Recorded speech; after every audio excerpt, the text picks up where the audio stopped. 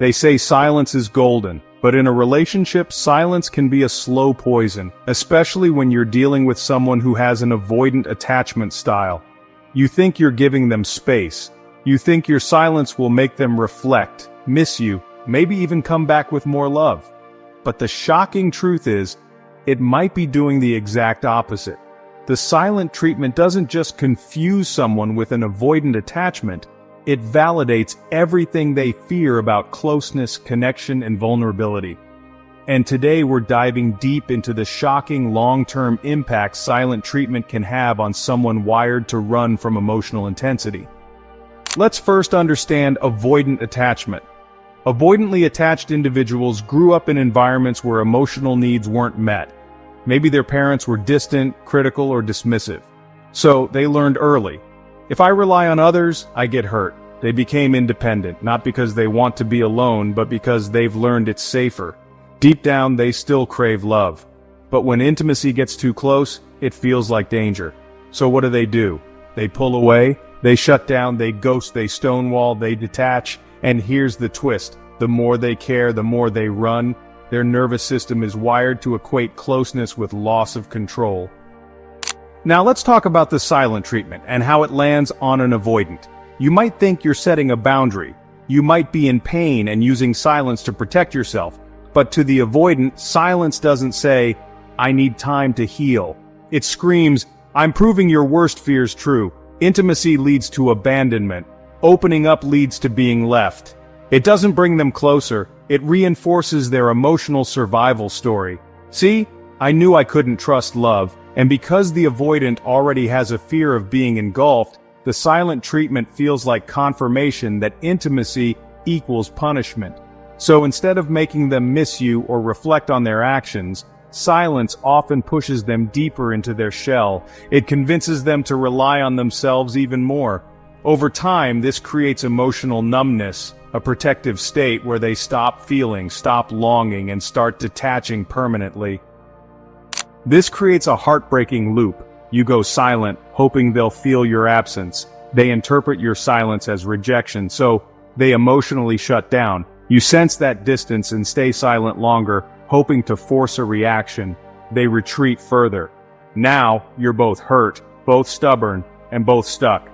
Nobody reaches out first. Nobody wins.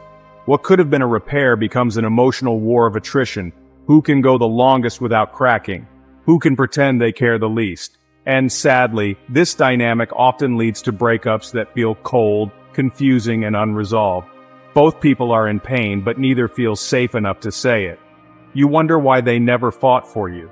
They wonder why you used silence as punishment. The avoidant partner doesn't see your silence as a cry for closeness. They see it as confirmation that people always leave when things get hard. Now let's talk about the internal world of the avoidant during silent treatment. While they may look calm, even indifferent, they're not. On the surface, yes, they go on with life. But underneath, there's a quiet war happening. Avoidants are not robots. They feel deeply, but they hate feeling out of control. So, when your silence hits, they might feel rejection, confusion, guilt, but they'll bury it. Why?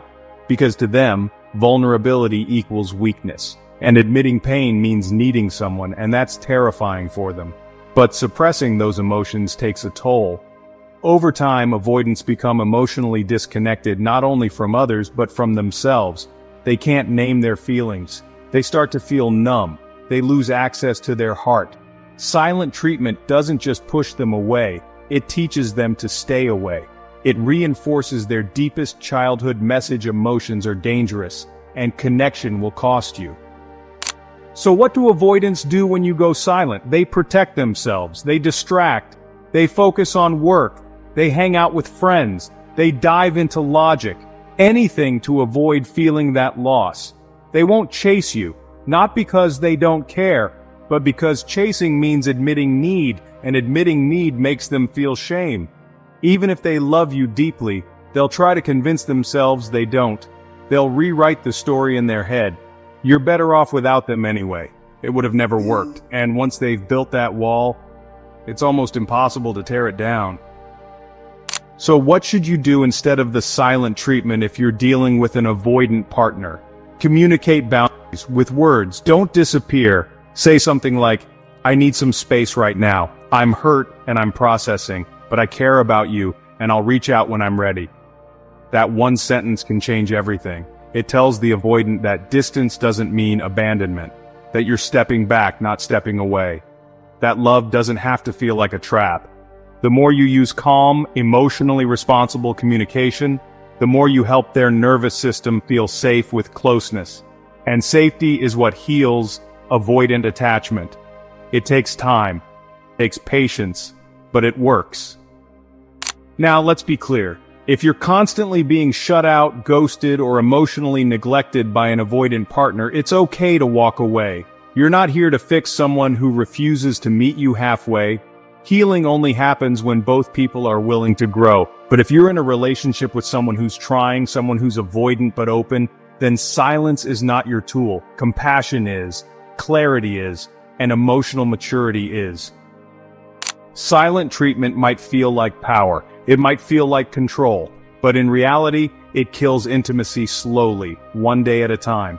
Especially with someone already afraid of closeness. If you love someone with avoidant tendencies, don't weaponize your silence. Use your words, your honesty, your emotional intelligence. And if you're the avoidant, don't let your fear of vulnerability cost you real connection. You don't have to run every time love knocks on your door. Healing avoidant attachment takes effort, from both sides. It's not about changing who you are. It's about creating a space where both people can show up, be seen, and feel safe, without fear, without silence, and without shame. If this hit you hard, you're not alone. Drop a comment below. Have you ever used the silent treatment or been on the receiving end of it? What did it do to your relationship? Let's open this conversation because too many people are suffering in silence, literally. Like this video, subscribe to Philosophy Wisdom, and share it with someone who needs to hear this truth. Real connection starts with real understanding. See you in the next one.